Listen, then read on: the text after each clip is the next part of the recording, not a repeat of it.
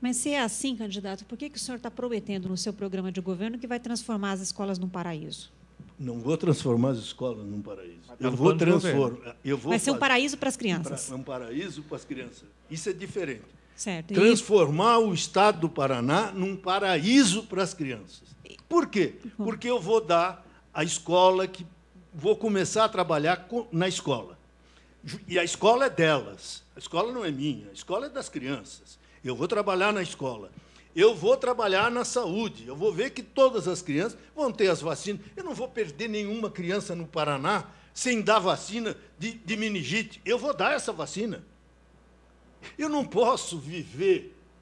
Eu sou um homem que tenho consciência política e a minha consciência determina. Criança não pode morrer por falta de vacina no estado que eu governo. Eu não viveria bem mais. Candidato, um dos grandes problemas no final das administrações é a não continuidade dos programas. Quais programas educacionais desse governo o senhor manteria?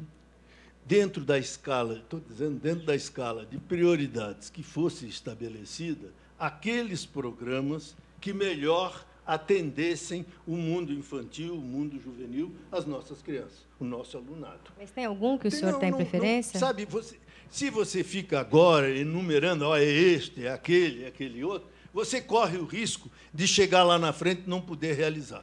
Então, como o pensamento antecede a ação, o que eu estou pensando agora? Eu estou pensando exatamente em ver aquilo que é melhor, aquilo que atende mais os interesses... Só fala com o microfone perto da boca, desculpa, senão o pessoal em casa não consegue entender o que você está falando. Obrigado. Então, aquilo que interessa mais às nossas crianças. Isso será respeitado. Isso será respeitado mesmo. Nosso povo será respeitado. Candidato, o telespectador pergunta aqui por e-mail, pelo jornalismo@tv3milenio.org.br. Geralmente, os ricos entram na universidade pública, pois pagam escolas particulares, cursinhos, e estudam em escolas particulares, né? E boas escolas. É melhor privatizar a universidade pública e dar bolsa de estudo integral para os pobres? O que o senhor pensa sobre isso? Sobre essa lógica que a gente... Essa lógica é um absurdo, mas estão fazendo. Essa lógica é um absurdo, mas estão fazendo. A escola pública é para quem precisa dela, né? O que acontece no Paraná, acontece no Brasil, acontece até em outros países. Não é só, nós não temos só esse privilégio da má administração, não. Temos a sociedade capitalista, que felizmente está no fim, ela produz esse tipo de coisa. Ela produz esse tipo de coisa. Você imagina que como é que você pode fazer com que os ricos ocupem a escola pública e os pobres tenham que ir para a escola de segunda, terceira categoria, nos bairros, muitas vezes, não são nem no centro da cidade, para que eles possam ter acesso a um curso que não vai lhe dar acesso a um emprego de qualidade. Isso tem que ser mudado. Como é que vai mudar isso? Eu não tenho, no momento, né, eu não tenho, e ninguém tem, né, uma chave de ouro que vai lá, abre e resolve. O que nós temos que fazer? Temos que reunir os professores da escola pública, temos que reunir até os professores da escola privada, temos que ver o que é possível fazer para mudar essa coisa perversa. O senhor não tem uma resposta... Não tenho uma resposta pronta. Eu não faço milagre, né? Não sou milagreiro. Eu sou um homem com os pés no chão, um homem responsável, que só falo aquilo que é possível realizar. Você quer ver uma coisa? O que acontece nesse sistema que está aí? Que eu sou contra. Eu sou contra o sistema capitalista. O capitalismo nasceu com Adam Smith em 1600 e pouco. Já está na hora de ir embora.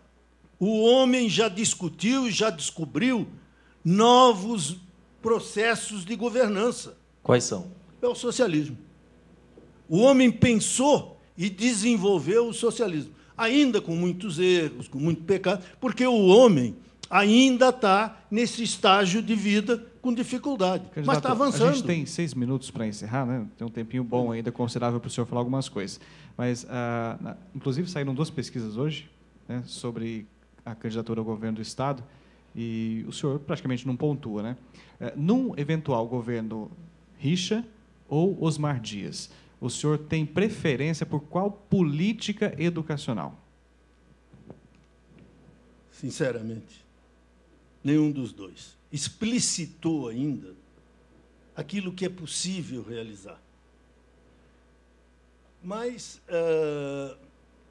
veja, é muito difícil você ficar falando sobre educação no governo Richa, educação no governo do Osmar, porque, na prática, tanto um quanto o outro nunca cumpriram os seus compromissos assumidos. O governo do Richa, que é um menino, me perdoem os moços, mas ele é um menino e ainda é muito inconsequente, o que acontece? Ele disse que iria tirar 2 mandatos de prefeito de Curitiba. No primeiro ano, deu uma vaguinha, passou um cavalo encilhado, lá estava ele montado para disputar a eleição de governador. O outro rapaz foi senador 8 anos. Essa questão que eu coloquei do artigo 26 das disposições transitórias, ele entrou mudo e saiu calado. Então, sabe, é muito difícil. É realmente muito difícil. Sei que no segundo turno, se eu não chegar lá, se você perguntar para mim, né, olha, Amadeu Felipe, você faz muita questão de ganhar a eleição, porque não sei o quê. Sabe, isso, na minha vida, é um episódio que eu estou aqui para lutar e para denunciar e para mostrar o que é possível fazer. Ganhar ou perder é contingência. Candidato. Né? Isso não muda a minha vida. Candidatos, bom, como o senhor tem, as suas chances são reduzidas, né, como mostram as pesquisas, de ganhar, é fácil daí, então, talvez, prometer, falar em decreto, né? O senhor não pensa se a responsabilidade de um governador, assim, não pode sair frustrado, então, de um governo com todas as propostas que o senhor tem, se não conseguir? Não, porque eu tenho noção de algumas coisas. Primeiro, eu vou realizar aquilo que for possível. E vou realizar tirando o máximo possível da realidade para atingir os meus objetivos, que não são meus individuais, são os objetivos da sociedade, dos pobres, são os objetivos... Porque nós temos um lado, eu tenho um lado, eu sou do lado do trabalho, eu não sou do lado do capital. Se você pegar uma tonelada de ouro, botar aqui na nossa frente, ou de aço, e daqui a um ano você voltar aqui, vai estar aqui uma tonelada de osso, de ouro ou de aço, com o mesmo valor, ou até menos, ou até mais, dependendo da bolsa, dependendo da exploração.